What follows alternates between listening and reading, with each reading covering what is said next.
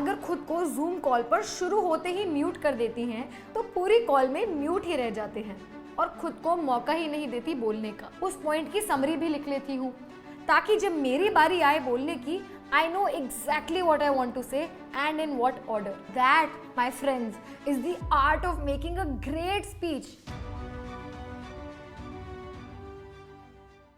हम सभी के पास कुछ एक्सपीरियंसेस होते हैं शेयर करने के लिए and we are all interested in various things. कुछ चीज़ों में तो हमारी एक्सपर्टीज भी होती है। इन टुडेज वर्ल्ड हमारे पास एक बहुत इंपॉर्टेंट हथियार है नॉलेज का, और उससे भी भयंकर एक हथियार है, यानी कि एक टेक्निक है which is how to showcase our knowledge. और जो इंसान अपनी नॉलेज को बेस्ट तरीके या टेक्निक से प्रेजेंट कर पाता है, सब उससे इम्प्रेस हो जाते हैं। That's so simple, right? But does that mean कि हमारे एक्सपीरियंसेस और नॉलेज किसी से कम है या फिर इनवैलिड है और they're not valuable enough? Absolutely not, बहन. It just means that we need to step up and master the art of sharing our knowledge, thoughts, ideas and emotions. फिर चाहे वो घर हो, ऑफिस हो या कोई भी और professional environment.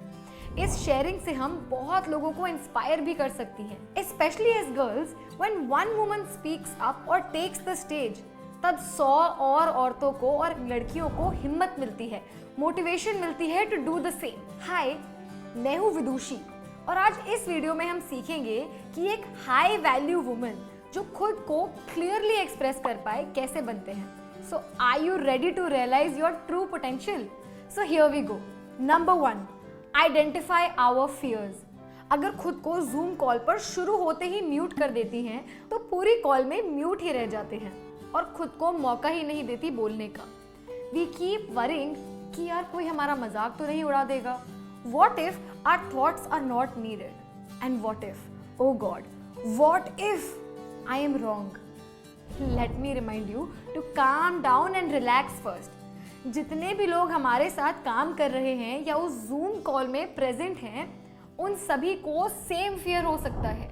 Then how come they speak up and they don't have that same judgement जिससे वो अपनी चुप्पी का कारण खुद बन जाते हैं? Because most likely they know what their fears are. 3 लोगों के सामने मीटिंग में बोलना या 3000 लोगों के सामने स्टेज पर, प्रॉब्लम्स अक्सर सेम ही होती हैं। What if my teachers laugh? What if my friends judge me? यार, अगर मेरे बॉस को रियलाइज हो गया मैंने गलती की तो क्या होगा? बहन, लोगों के डर से खुद की काबिलियत पर शक ना करें। We are all learning and no one is born as a great speaker. हम अपनी चुप्पी का कारण असल में खुद हैं, ना कि वो इमेजिनरी लोग इमेजिनरी क्या बातें बोलेंगे। So girl, learn to speak up when needed. Number 2, language barrier. यार, मुझे तो इंग्लिश ढंग से आती ही नहीं, मेरी तो प्रोनाउंसिएशन ही खराब है, या फिर दे तो स्पीक सो फ्लुएंटली, मैं तो पहले सोचती हूँ फिर इंग्लिश में कन्वर्ट करके बोलती हूँ। ये बातें बहुत कॉमन है। चलिए अपना YouTube खोलिए और देखिए कि आज इंडिया की सबसे ट्रेंडिंग वीडियोस में क्या सभी वीडियोस इंग्लिश में हैं? To your surprise, that's a big no. Regional languages जैसे मराठी, बंगाली, मलयालम या फिर हिंदी वीडियोस को भी उतनी ही पॉपुलैरिटी मिलती है। In fact may be more than English. You know why? That's because किस भाषा में बात बोली जा रही है उससे फर्क नहीं पड़ता, पर इस बात से फर्क पड़ता है कि वो बात किस तरह बोली जा रही है। English is definitely a global language and उसे सीख कर हम तरह तरह के लोगों से बात कर सकते हैं, पर अपनी बात में क्लैरिटी होना ज़्यादा ज़रूरी है then the language.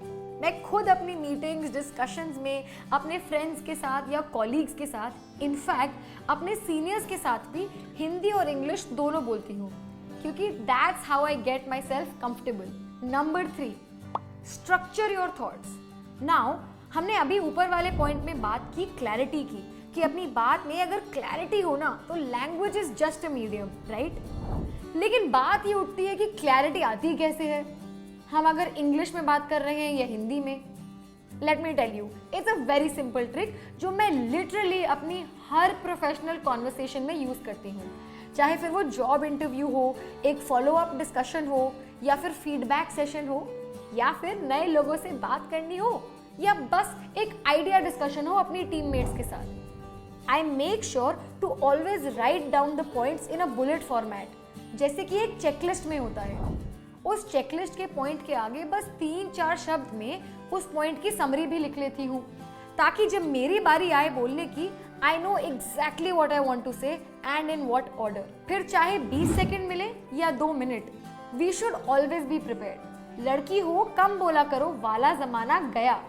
We are all professionals and should be treated that way regardless of our gender। Number 4, don't be scared of pauses or silences।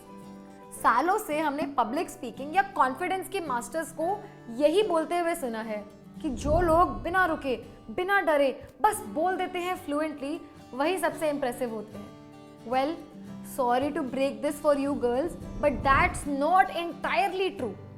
क्या किसी एक्टर को कभी बिना पॉज लिए हुए एक्टिंग करते देखा है?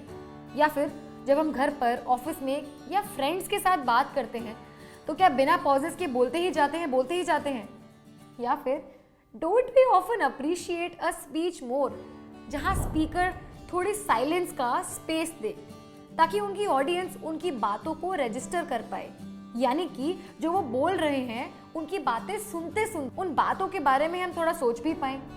Now that is the art of making a great speech. So all in all, it's okay to take a pause, take a break and start again.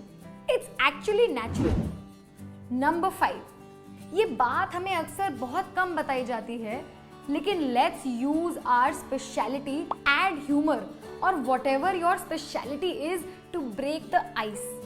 अब मैं आपको एक एग्जाम्पल देती हूँ। अगर हमें अपनी ऑफिस की रिपोर्ट को अपने बचपन के फ्रेंड्स के सामने पढ़ना होता तो बहुत कॉन्फिडेंटली बोलते। What happens when we have to say the same thing in a professional conversation? Generally हमें डर लग रहा होता है क्योंकि हम उस पर्सन के साथ कंफर्टेबल नहीं होते। तो इस डर को खत्म करने के लिए मेरे पास एक बहुत खास ट्रिक है। सच में, use your uniqueness as your strength to make yourself comfortable. यानी कि फॉर एग्जाम्पल, मुझे ह्यूमर यानी कि जोक्स क्रैक करना या फिर किसी भी सिचुएशन में लाइट मजाक करके उस सिचुएशन से डिस्कम्फर्ट हटा लेती हूँ खुद के लिए, और एक रैपो बिल्ड करती हूँ अपनी टीम या कॉलीग्स के साथ। इस वजह से मुझे स्पेस मिलती है कि मैं उस इंसान के साथ कंफर्टेबल भी हो जाऊं और अपनी बात को रिस्पेक्टफुली, बिना डरे, बिना डिस्कम्फर्ट महसूस किए आगे शेयर भी कर। So go ahead and find out कि जिस स्पेशलिटी को आप आज तक छुपाती आई हैं, वो ऐसी क्या बात है जो कि आपकी प्रोफेशनल ग्रोथ का कारण बन सकती है। So girls, Josh Talks Asha is here to be your best friend, your बड़ी बहन and your senior दीदी in office. So let's get started and tell us in the comments आपके practical experiences क्या हैं।